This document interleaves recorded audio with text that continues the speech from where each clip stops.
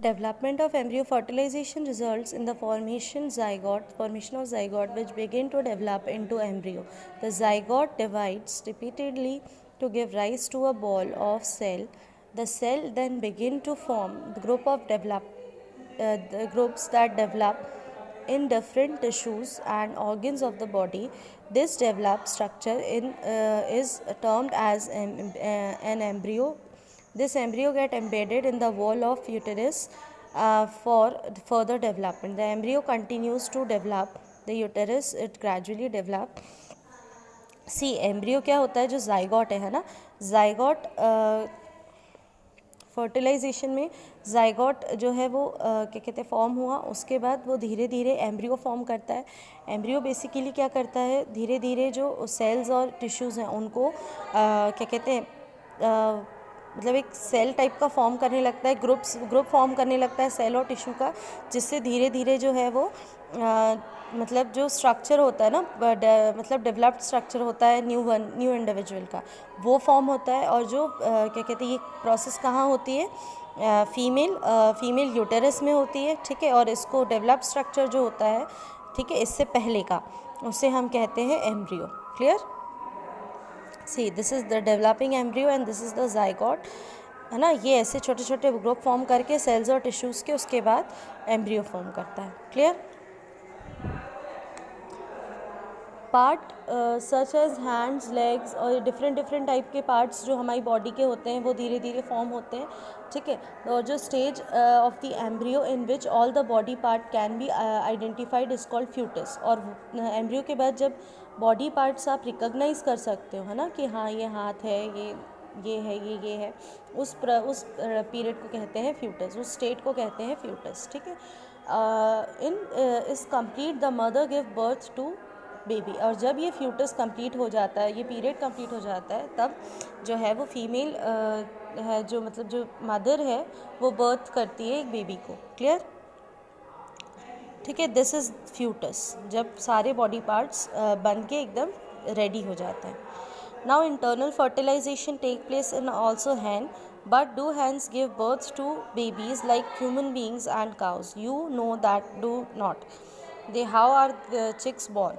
अब हेंस की बात करते हैं कि हेंस जो हैं वो भी क्या करते हैं, फर्टिलाइजेशन तो इनमें भी होता है इंटरनल, लेकिन वो क्या करते हैं, वो एग्स देते हैं, वो चिक्स को नहीं वो करते. तो ऐसा क्यों?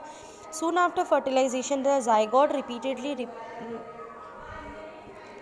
repeatedly and travel down the oviduct. As it travel down, many protective layers are formed around it. The hard shell that you see in a hen egg is one such protective layer. After hard shell is formed around the developing embryo, the hen finally lay eggs.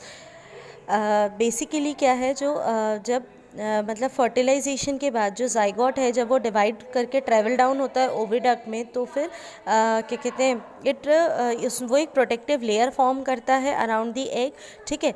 जब वो hard shell form हो जाती है embryo के around, तब क्या करता है, एग जो है फाइनली एग्स ले करता है. The embryo take about 3 weeks to develop into a चिक.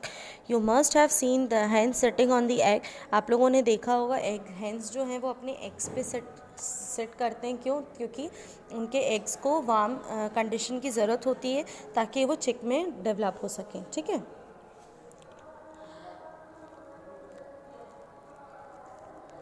अब ओवीपैरस एंड वीवीपैरस एनिमल्स ये क्या होते हैं?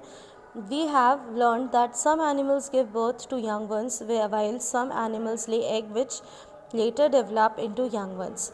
The animal which give birth to young ones are called viviparous. वो animals जो डायरेक्ट मतलब यंग वंस को वो करते हैं, मतलब बर्थ देते हैं, वो विविपैरस होते हैं. और वो एनिमल्स जो एग्स ले करते हैं और उसके बाद उनका यंग वंस आते हैं, जैसे कि हैन और फिश वगैरह, इन्हें हम कहते हैं ओविपैरस, ठीक है. और जैसे ह्यूमन बींग्स हैं, उन्हें डॉग्स हैं, इन्हें हम कहेंगे विविपैरस. क्लियर.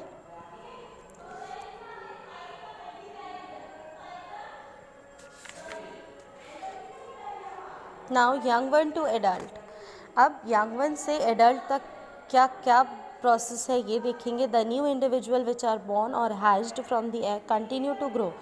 अब जब अगर कोई न्यू इंडिविजुअल फॉर्म हुआ, मतलब बर्थ हुआ है उसका, या फिर कोई एग हैच करके कोई यंग वन निकला है, तो फिर क्या होगा, वो ग्रो करना स्टार्ट करेगा. In some animals the young one may look very different from adults.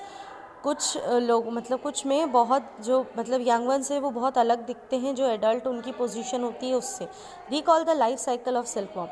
जैसे हमने अभी सिल्क वॉर्म के बारे में पढ़ा था कि एग्स रहते हैं, उसके बाद वो लार्वा में कन्वर्ट होता है, then caterpillar, pupa and then adult. You studied in class 7. Frog is another such example. Frog भी एक एग्जाम्पल है. ठीक है. Observe the different stages frog starting from the egg and adult stages. क्या क्या थी? एग, टैडपोल, लार्वा, उसके बाद फिर एडल्ट, है ना. तो इस तीनों कंडीशन में वो अलग अलग दिखता है. उसके बाद क्या कहते हैं, सिमिलरली द कैटरपिलर और pupa of silk worm look very different from adult moth. अब इसमें आपको फ्रॉग का दिया हुआ है. सबसे पहले देखो ये एग्स हैं, ठीक है. एग्स थोड़े ग्रो करके उसके बाद फर्टिलाइजेशन के बाद अर्ली टेडपोल बना, ठीक है. अर्ली टेडपोल के बाद लेट टेडपोल बना, तो इस कंडीशन में, एंड देन वो एडल्ट फ्रॉग बन गया. तो इस पिक्चर से ये सारी पिक्चर्स कितनी डिफरेंट है ना. So you must have seen a beautiful moth emerging out the cocoon. In case of tadpole the transform, same चीज़ होती है किसमें, सिल्क वॉर्म में, ठीक है. They transform into adults capable of jumping and swimming. The transformation of larva into the adult through drastic changes is called metamorphosis. और ये जो drastic changes इनमें होते हैं, इस प्रोसेस को हम कहते हैं मेटामॉर्फोसिस. ठीक है.